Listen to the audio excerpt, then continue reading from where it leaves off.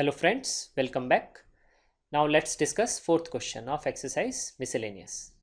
If A and B are symmetric matrices, prove that AB minus BA is a skew symmetric matrix.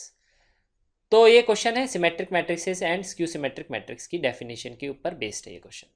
ठीक है, ये question बहुत ही important question है from CBSE point of view as well as all the competition exams. ठीक है, तो ये बिट सेट अगर आप कोई भी कंपटीशन एग्जाम देते हैं, जेई मेन, जेई एडवांस, और जेई एडवांस में तो ये चीज़ यूज़ भी हो चुकी है, ये क्वेश्चन के फॉर्म में आ भी चुका है वन ऑफ द ऑप्शंस के लिए. ठीक है, तो इसको ध्यान से देखिएगा वेरी केयरफुली. मैं बहुत ही अच्छा कॉन्सेप्ट डिस्कस करूँगा. ठीक है, तो देखिए, तो हमको क्वेश्चन में गिवन है symmetric matrices A and B. तो पहले मैं डिस्कस करता हूँ डेफिनेशन, सिमेट्रिक मैट्रिक्स क्या होती है और स्क्यू सिमेट्रिक मैट्रिक्स क्या होती है. तो पहले सिमेट्रिक मैट्रिक्स. सिमेट्रिक मैट्रिक्स बोलते हैं हम ए डैश इक्वल टू ए. अब ये डैश का मतलब होता है ट्रांसपोज. तो मैं इसको ऐसे लिखने के बजाय ऐसे लिखता हूँ ए टी इक्वल टू ए. तो टी से मुझे समझ में आता है ट्रांसपोज. तो डिफरेंट बुक्स में डिफरेंट नोटेशन है, मैं ये टी वाला यूज़ करता हूँ. इसका मतलब है अगर किसी मैट्रिक्स का हम ट्रांसपोज लेते हैं और वो ओरिजिनल मैट्रिक्स के बराबर आ जाती है तो उस मैट्रिक्स को बोलते हैं हम स्क्यू सिमेट्रिक मैट्रिक्स.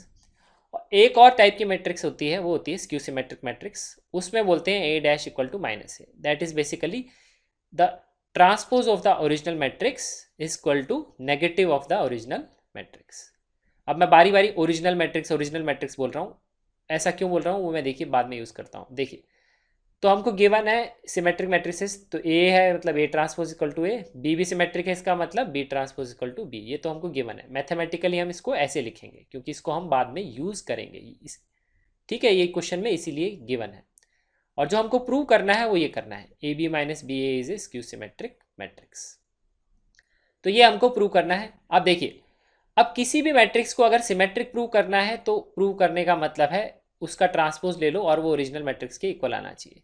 और अगर उसको स्क्यू सिमेट्रिक प्रूव करना है इसका मतलब होता है उसका ट्रांसपोज ले लो और वो ओरिजिनल मैट्रिक्स के माइनस के बराबर आना चाहिए. तो हमारी ओरिजिनल मैट्रिक्स ये है. अगर मेरे को इसको स्क्यू सिमेट्रिक प्रूव करना है इसका मतलब अगर मैं इसका ट्रांसपोज ले लूँ, मैथमेटिकली हम उसको ऐसे लिखते हैं कि अगर मैं इसका ट्रांसपोज ले लूँ वो किसके बराबर आना चाहिए, negative times of original matrix. Original यही है. तो बेसिकली हमको क्वेश्चन में ये चीज़ प्रूव करनी है. तो मैथमेटिकली उसका मतलब ये है. तो ये स्क्यू सिमेट्रिक और सिमेट्रिक मैट्रिक्स की डेफिनेशन के ऊपर बेस्ड क्वेश्चन है. तो इस डेफिनेशन को डेफिनेटली आपको ध्यान रखना चाहिए. अब मैं लेफ्ट हैंड साइड से क्वेश्चन को स्टार्ट करता हूँ. तो लेफ्ट हैंड साइड में हमारा जो एक्सप्रेशन गिवन है वो है ए बी माइनस बी ए का ट्रांसपोज. अब मैं यहाँ पे कुछ मैट्रिसेस की ट्रांसपोज की प्रॉपर्टीज़ को यूज़ करूँगा. पहली प्रॉपर्टी जो ये है वो है ये कि अगर हम ट्रांसपोज को प्लस और माइनस एडिशन ऑफ और सब्ट्रैक्शन ऑफ मैट्रिसेस हैं उसमें हम डिस्ट्रीब्यूट कर सकते हैं. डिस्ट्रीब्यूट मतलब फर्स्ट मैट्रिक्स को भी ट्रांसपोज दे सकते हैं, सेकंड को भी दे सकते हैं. इस तरह से हम लिख सकते हैं. साइन चेंज नहीं होता है बीच में, जो भी आता है.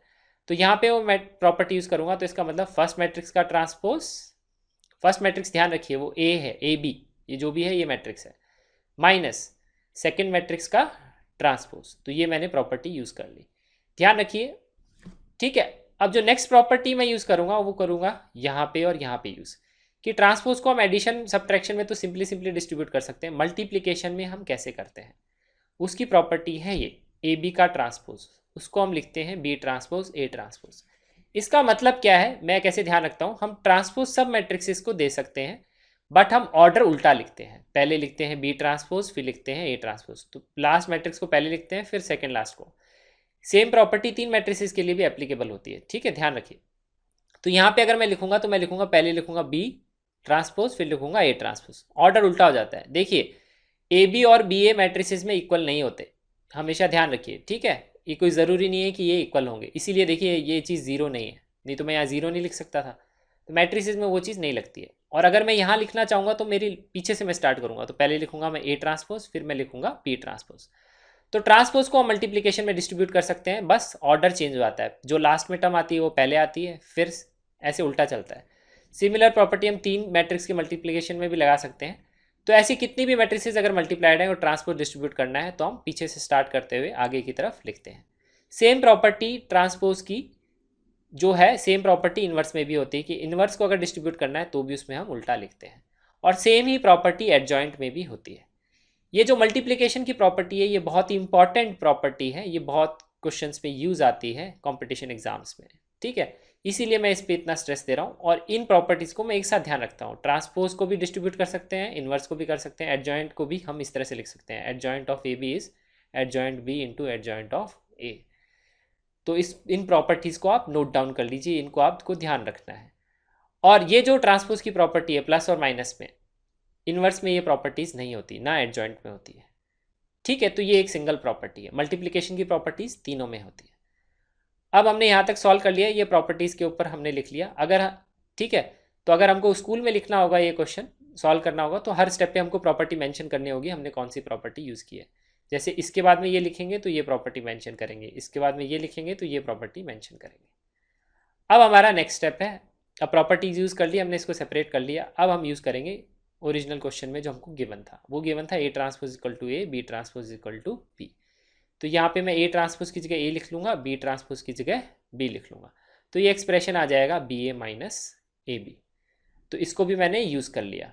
तो ये क्वेश्चन में इसीलिए ये इन्फॉर्मेशन गिवन थी, और वो हो गया minus of A B minus B.